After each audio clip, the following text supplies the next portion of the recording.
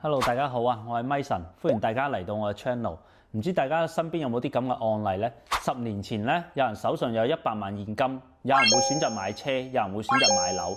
10年之後呢，層樓分分鐘已經升值幾倍啦，但係架車呢就會越揸越舊。講真，以前眯埋眼買樓嘅時代呢已經過咗㗎啦。喺依家嚟講，買錯一層樓，分分鐘10年時間白做。但係你買啱一層樓嘅話，至少比同齡人少奮鬥10年。咁點先可以買啱一層樓呢？大家可以聽下我以後9個建議。咁講真，如果你覺得我講得有道理嘅，江湖規矩，俾個 like 先。首先第一個，人生第一套樓一定係要剛需樓，即係攞嚟自住嘅。你千祈唔好話諗住將來層樓點樣升值，都唔好話諗住準備好首期或者準備好存款先出手，因為你揾錢嘅速度呢，未必講得上樓價升值嘅速度嘅。你都唔好聽網上啲專家同你預測將來房地產係升定係跌，因為依家房地產市場受政策嘅影響咧非常之大嘅。喺呢個時候，邊個都唔敢保證你睇啱嘅屋苑嘅地段將來係升定係跌。你第一套樓自住嘅，你儲夠首期，其實就可以上車㗎啦。就好比你喺火車度，雖然佢未必有高鐵咁快，但係咧最起碼你會比自己揸私家車要快。第二點，你要記得樓永遠嚟講都係商品嚟嘅，商品就一定平有平嘅原因，貴有貴嘅道理。我作為 agent 咁多年咧，經手過好多唔同嘅屋苑，得出一個結論就係，永遠平價嘅樓咧，大多數係會有好多不為人知嘅秘密嘅，即係有好多陷阱。咁呢個時候咧，我會俾到大家一個評判標準，你哋盡量就唔好掂啲房價低於城市平均房價嘅樓盤，因為呢個低於城市平均房價嘅樓盤咧，好一開始呢個時候已經跑輸咗個大盤㗎啦。喺以後你想靠佢跑贏個大盤翻身嘅機會咧，係少之又少嘅。咁第三個，買樓一定係地段為王嘅，點樣去判斷一個好嘅地段呢？以下3個標準。首先你要睇交通，附近有巴士站、輕軌、地鐵、快速公路，呢啲交通路網係越多越好，越密集越好嘅，對你嚟講出行係越方便越好。另外你要睇屋苑附近嘅配套，學校、醫院、街市、超市、商場呢啲生活配套咧係越完善越好嘅。另外一點咧，你要睇屋苑周邊嘅環境，屋苑附近有公園、湖景、河景、海景，呢啲自然城市、自然資源嘅多嘅地方咧，係會住得舒適嘅，喺將來升值潛力會更加高。第4點咧，你哋買樓嘅時候要多關注大嘅框架，少去關注啲細節問題。好多人第一次買樓咧，會有一個好大嘅特點，就會捉住啲細節問題一直喺度講。簡單啲嚟講咧，就係放大層樓嘅缺點，例如層樓格局唔得啦，樓層唔得啦，裝修唔得啦，朝向唔得啦，越糾結就會越內耗，越內耗咧就好容易錯過機會嘅。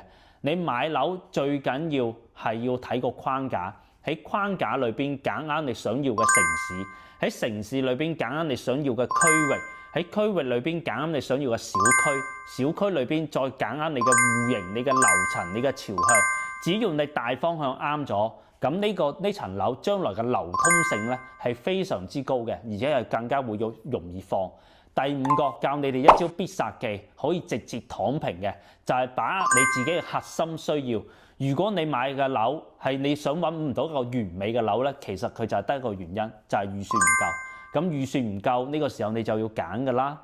如果你想揀啲配套好嘅、地段好嘅，咁你就唔好嫌棄啲二手樓，你可以適當睇下舊樓。咁如果你想買新樓嘅，你就唔好嫌呢個新樓盤遠。咁第3個，如果你想買樓為咗結婚嘅，你就要多啲考慮女方嘅需要係啲乜嘢。如果你哋買樓係為咗小朋友返學嘅，校網必然係你第一考慮嘅因素。咁如果你買咗層樓，當然係為咗自己住㗎啦，你就要考慮你嘅返工地點啦、出行時間啦，同埋交通配套等等。如果你純粹為咗投資嘅話，咁你哋就一定要睇層樓嘅位置所在嘅地段有冇升值潛力。一句話講晒就係，樓係冇十全十美嘅，只有價錢先係十全十美。第6點，你買樓一定要買啲有流通性嘅樓，即係可以將來係放得出去嘅。因為你任何一套樓係冇可能住死一世嘅，你遲早係要放細屋換大屋，郊區換到市區，你嘅生活一定係會越嚟越好嘅。所以你買樓嘅時候咧，一定要考慮清楚層樓嘅流通性。如果層樓流通唔到嘅話，你就等於嚿錢就擠喺度，係永遠喐唔到嘅，係冇辦法變現嘅。例如你買啲4、5層樓高嘅樓梯樓啦，或者買啲好舊裝修嘅大平層啦，或者啲20幾30年嘅老式小區啦。咁當然你買嘅時候就好簡單嘅，咁但係你住幾年之後咧，你想放嘅話就難上加難啦。第7個，你預算唔夠嘅話，你可以先買個細單位上車。如果預算夠嘅情況下，可以買豪宅嘅，你哋都唔好亂咁買。如果你可以買1000萬嘅豪宅，你不如考慮買2間500萬嘅大平層。呢啲嘅話更加會容易流通，而且會更加保值，更加容易增值。